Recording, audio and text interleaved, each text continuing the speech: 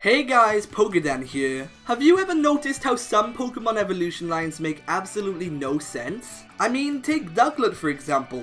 It's based on a duck, and it evolves into a swan? What's with that? And I mean, it's not even like this is exclusive to this Pokemon only. There are dozens of evolution lines that exist that make no sense at all. So today, I'm joined by a friend of mine to discuss some of them. Hey, what's up guys? It's your boy, the Aquatic Charizard here, and like Dan mentioned, today we'll be talking about some of the evolutions in Pokemon that just don't make any sense. What Dan didn't say is that this is part 1 of our 2-part collab, meaning the second part of this video can be found over on my channel, so once you're done here, be sure to check it out. Also guys, remember that we couldn't talk about all of the evolution lines that made no sense, so if we missed any out, be sure to let us know about them down in the comments. But with all that being said, let's get started.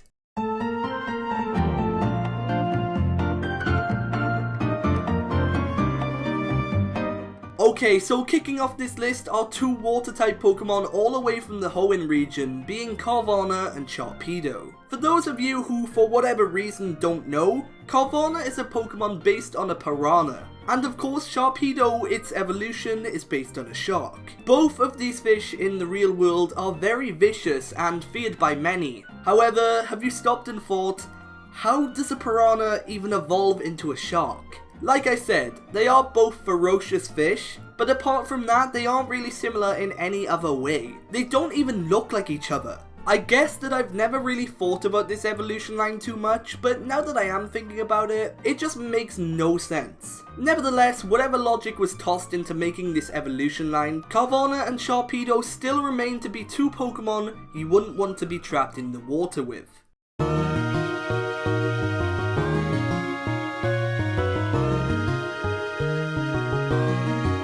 Alright, so at the number 9 spot, we have the Pokemon Yamask and Cofagrigus.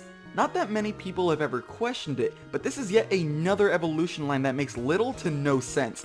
I get what you mean, Pokemon, ghost types are mysterious Pokemon, and maybe that's why this evolution is so bizarre.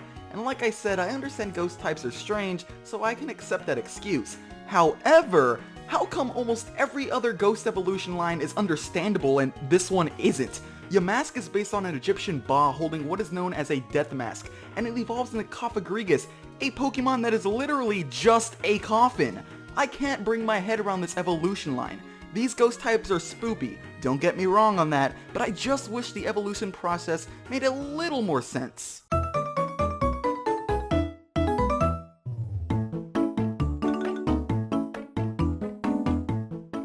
Coming in at the number 8 spot is a handful of Pokemon. Those Pokemon that evolve and somehow gain extra heads. I'm talking Dugtrio, Magneton, and just other Pokemon like that. I know that you could make excuses for some of them, like Dugtrio for example is supposedly just 3 Digletts sharing a body, but ultimately it still makes no sense how 3 Pokemon coming together can prompt a phenomenon like a Pokemon evolution. You've seen evolutions in the anime, they are a big deal. Also, how come if it's just 3 Pokemon sharing a body, they completely change, gain new stats, and a new name? Pokemon like this make little sense. I say little because I partially get it, but at the end of the day, the logic just kind of flops. Oh, and like I said, Dugtrio is not the only Pokemon like this. Don't get me wrong, I love a lot of these freaks of nature, but it would be nice if their evolutions made a tiny bit more sense.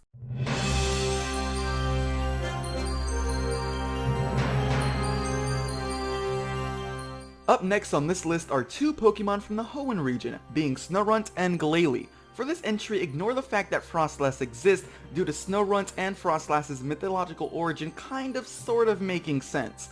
Because of this, we'll let Frostlass go, but Glalie, however, no, he stays. This evolution line makes absolutely no sense. So back to Snorunt's origin. Snorunt is based on a Yukinko, a childlike spirit in Japanese mythology said to emerge when it snows. It's also said to be based on a Yuki Mino, a type of hat, so you could predict that its evolution would be something related to its origin. Well, that's a no, because Glalie is the face Pokemon, and it's said to be based on facial expression, such as someone who has a cold.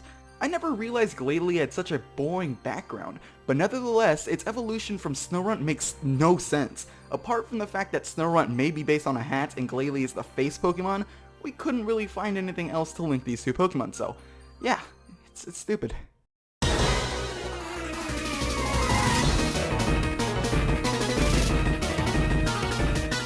Coming in at the number 6 spot on this list are the Pokemon Venonat and Venomoth. When researching for this video, we found that there are a few things that don't make much sense about this evolution line. Firstly, they're both based on two different creatures. Venonat, for those who may not have known, is based on the gnat, and Venomoth is obviously originated from a moth. And gnats and moths, although they look similar and are both insects, they are still two completely different animals. So this evolution line is already flawed. Let's also talk about how supposedly Venonat was meant to evolve into Butterfree. These two Pokemon share a much more similar design, and yes, a gnat evolving into a butterfly would still make no sense, but at least they would look a bit more like each other. Venonat and Venomoth are two Pokemon I adore. It would just be better if we had a bit more understanding of their evolution line. So, that pretty much wraps up this video. I want to give a big thank you to the Aquatic Charizard for joining me today. It was my pleasure, Dan. For you guys watching and thinking there would be 10 slots, remember that this is only part 1 of our 2-part collaboration, and the rest of the entries can be found in a video over on my channel, so be sure to check that out once you're done here. If you guys enjoyed this video, be sure to leave a like and subscribe for more. Also, feel free to comment what evolution line you think makes no sense. But with all that being said, for now, I've been PokéDan and you've been amazing, and I'll see you guys next time.